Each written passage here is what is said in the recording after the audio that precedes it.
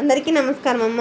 ఈరోజు మనం 10th class public examination 2025కి సంబంధించి తెలుగు ఇంపార్టెంట్ మెటీరియల్ క్వశ్చన్ పేపర్ని చూద్దాం.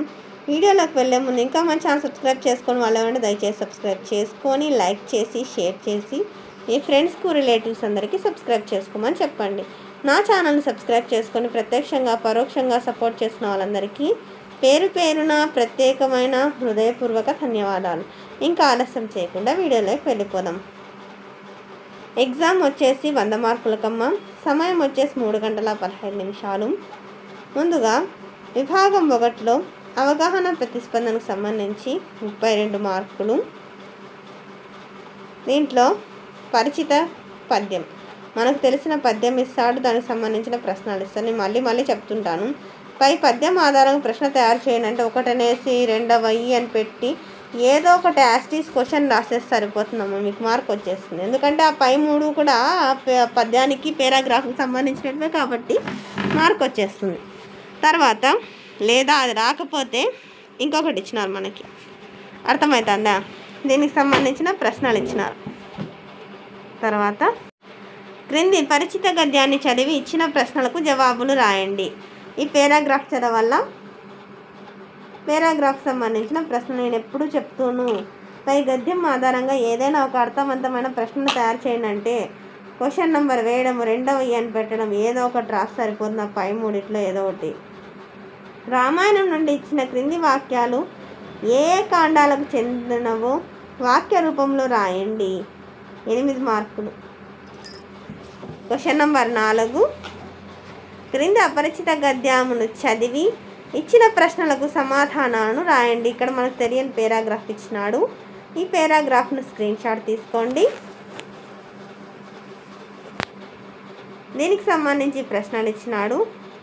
8 మార్కులు. విభాగం 2లో వ్యక్తీకరణ సృజనాత్మకతకు సంబంధించి 36 మార్కులు. క్రింది ప్రశ్నలకు 4-5 వాక్యాల్లో సమాధానాలను రాయండి. ఇక్కడ 4 మార్కుల ప్రశ్నలు 3 ఇస్తారు, 3 రాయాల్సిందే, 12 మార్కులు. జలియన్ వాలాబాగ్ పాఠ్యభాగ కవి అయిన ఉమర్ అలీ షా గురించి రాయండి. కథానిక ప్రక్రియను గురించి రాయండి. భరతుడి పాత్ర స్వభావం రాయండి. 3 రాయాల్సిందే. ఈ క్రింది ప్రశ్నలకు 8 నుండి 10 వాక్యాల్లో సమాధానాలను రాయండి. ఇక్కడ క్వశ్చన్ నెంబర్ 8, 9, 10, 3 ఇస్తారు. ఒక్కొక్క దాంట్లో ఏదో ఒకటి రాయాలా. 8 3 24 మార్కులు. అర్థమవుతుందా? జాగ్రత్తగా స్క్రీన్ షాట్ తీసుకోండమ్మా. ప్రత్యక్ష దైవాలు పాఠ్యం ఆధారంగా ధర్మవ్యాధుని వ్యక్తిత్వాన్ని విశ్లేషించండి, అదన్నా రాయండి. ప్రకృతి సందేశం పాఠ్యభాగ సారాంశాన్ని సొంత మాటల్లో రాయండి. ఆ రెంట్లో ఏదో ఒకటి రాయాలి. క్వశ్చన్ నెంబర్ 9లో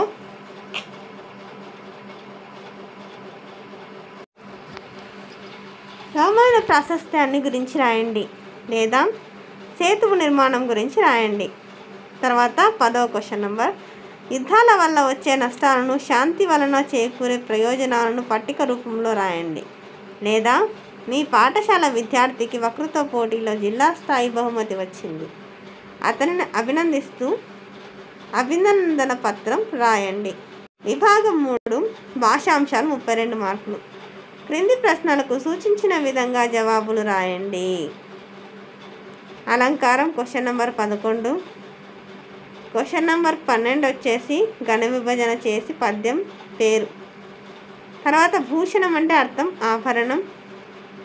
ఉష్టం అంటే గీత గీసిన పదానికి అర్థాన్ని రాయాలి. ఉష్ణం అంటే జ్వరమే కదమ్మా. తర్వాత కోరిక, ఇచ్ఛ, కాంక్ష, ఇప్సితం. ఒళ్ళు అంటే పర్యాయ పదం. ఒళ్ళు అంటే దేహం, శరీరం. దిటవు అంటే దృఢము, దిటవు, దిటవు, దృఢ, దిటవు. నాట్యం అంటే వికృతి, నట్టువా. అధికారం అంటే నానార్థాలు. కాలం అంటే ఏంది అర్థము? సమయం. తర్వాత మరణం. పురోహితుడు ఉత్పత్తార్థం. అమృతం అంటే మరణాన్ని పొందింపనిది, కలిగింపనిది సుధ. కథలంటే పిల్లలు చెవు కోసుకుంటారు, ఇది ఏ వాక్యము ఈ పై వాక్యంలో జాతీయాన్ని గుర్తించి వివరంగా విడిగా రాయండి.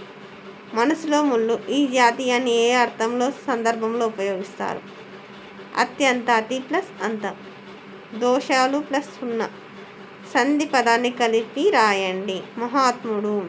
ఇది ఏ సంధికి చెందినదో గుర్తించి రాయాల. లక్షాధికారి. విగ్రహవాక్యం. జ్ఞాన దీపము. ఇదేంది? జ్ఞానం అనేది దీపము. దీపం మామూలే. ఎట్లాంటిది? ప్రత్యేకత. ఉపమాన విశేషణ పూర్వపద కర్మధారయ సమాసం.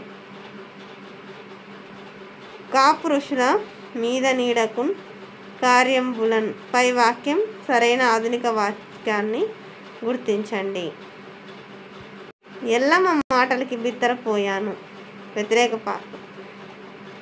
ఎల్లమ్మ మాటలకి బిత్తరపోయలేదు. క్రియలో వ్యతిరేక అర్థక్రియ. చదవక. తర్వాత జీవని చిత్రాలెన్నో గీసింది. జీవని ప్రథమ బహుమతి పొందింది. జీవని చిత్రాలెన్నో గీసి ప్రథమ బహుమతి పొందింది.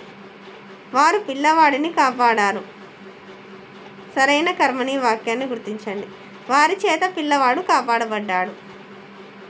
నిప్పుతో ఆటలు ఆడవద్దు. ఇది ఏ రకమైన సామాన్య వాక్యం? ఇది నిషేధార్థక వాక్యం. మీరు పరీక్ష రాయవచ్చు. అనుమదార్థక వాక్యం. ఇది ప్రయత్నిస్తే వచ్చేది కదా. ఇదేంటంటే తర్వాత పాపాయి నడవగలదు. సామర్థ్యార్థక వాక్యం. అందరికీ ధన్యవాదాలమ్మా. ఇంకా మన ఛానల్ సబ్స్క్రైబ్ చేసుకొని వాళ్ళు ఏమంటే దయచేసి సబ్స్క్రైబ్ చేసుకొని లైక్ చేసి షేర్ చేసి మీ ఫ్రెండ్స్కు రిలేటివ్స్ అందరికీ సబ్స్క్రైబ్ చేసుకోమని చెప్పండి. నా ఛానల్ని సబ్స్క్రైబ్ చేసుకొని ప్రత్యక్షంగా పరోక్షంగా సపోర్ట్ చేసిన వాళ్ళందరికీ పేరు పేరున ప్రత్యేకమైన హృదయపూర్వక ధన్యవాదాలు. అందరికీ ధన్యవాదాలు. దయచేసి వీడియోని మాత్రం స్కిప్ చేయదు.